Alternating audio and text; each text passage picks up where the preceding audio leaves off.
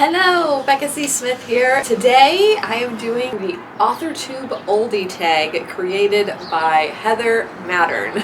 I was going to do this a while ago, but life happened, and so now I'm finally able to sit down and do this awesome tag. Heather was one of the very first AuthorTubers that I ever met and became friends with. We connected right away, and she will always have the most special place in my heart.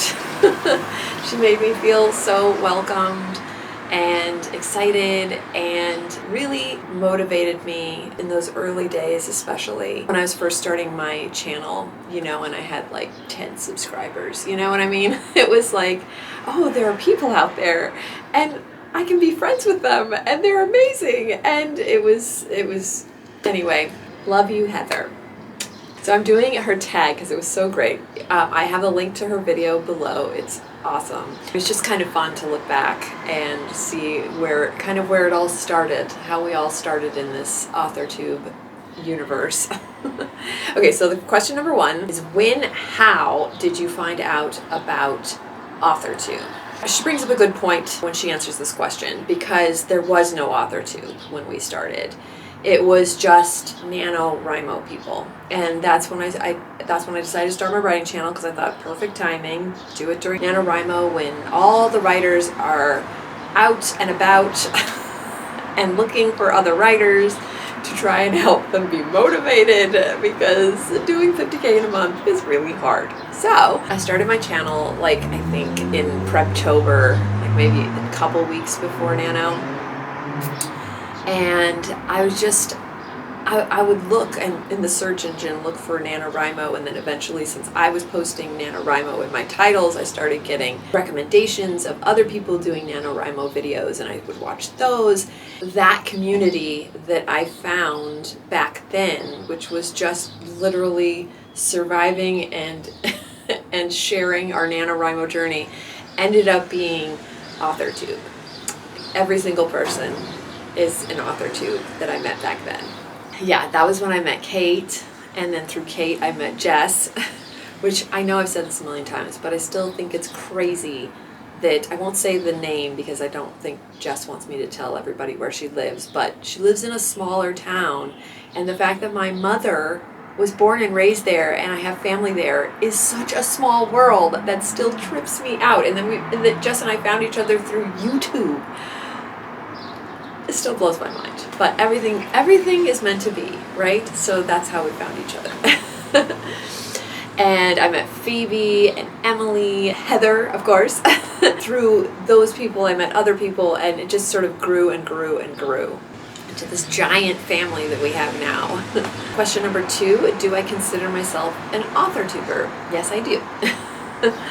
I know there has been some controversy over the years of the word AuthorTuber. I thought it was such a cute name the first time I heard it, and I think honestly that was about 2 years into making videos. We were already like a community by then, and other writers finding other writers, and we all were friends, and you know, and getting to know each other through texts and chats and things like that. The word AuthorTuber hadn't happened yet, and when it did, I was like, oh, I love that. That's so cute.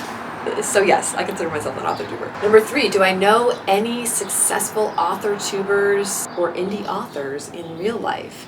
Yes, I do. How do you measure success, right? Honestly, I feel like every single person that starts a channel and puts themselves out there and is vulnerable to their journey and sharing that journey is a success. Monetary, I mean, that comes and goes, right? Like, if you look at my book journey, it's definitely like, or probably more like this. Monetarily wise, but personal wise, in terms of sharing and putting my books out there and putting myself out there and sharing my journey with everybody, that to me is the biggest success, because what is this all about in the end? You know, life, everything in general, not to get too deep here, but still, it's like, it's about friends and family and creating and community, and that's life. That's life.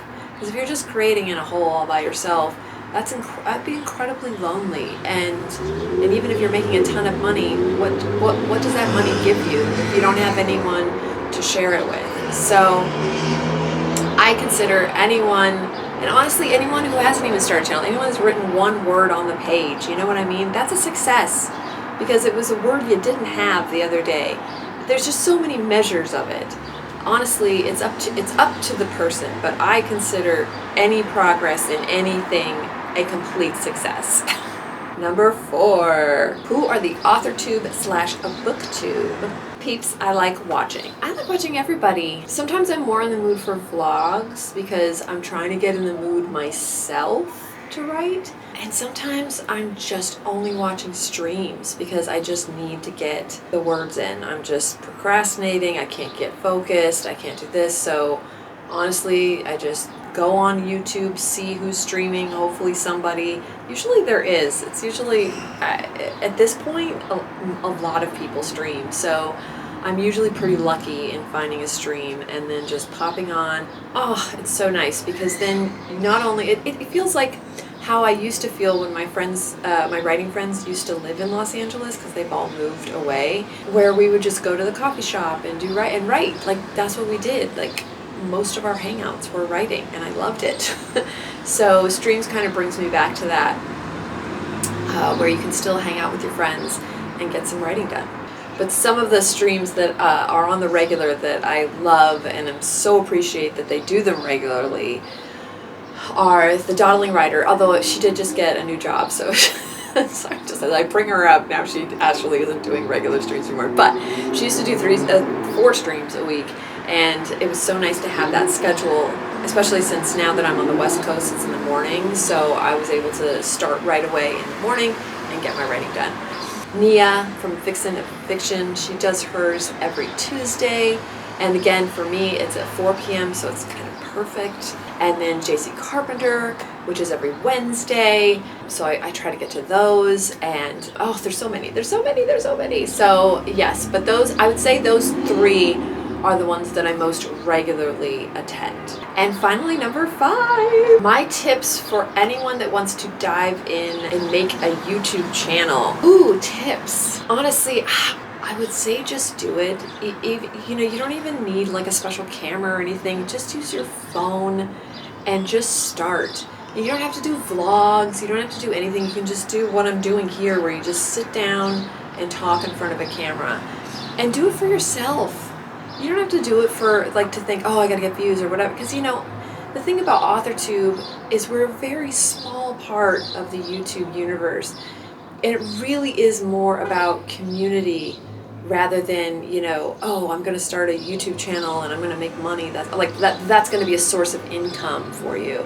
Not to say that it couldn't, of course it could, but really it is just about finding other writers, encouraging each other, ranting to each other, commiserating with each other, celebrating with each other, and just finding your people.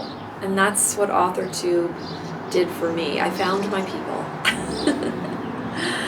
So thank you so much, Heather, for making this tag. It brought me back. I'm so glad I was able to do it. And if you'd like to do it, I tag all of you. It's so much fun. And it's just such a nice way to remember how awesome the internet can be. So thank you guys so much for watching. I put Heather's video down below, so watch it. It's amazing. And if you'd like to do the tag, I also put the questions below. So thank you so much, and I will see you in the next one.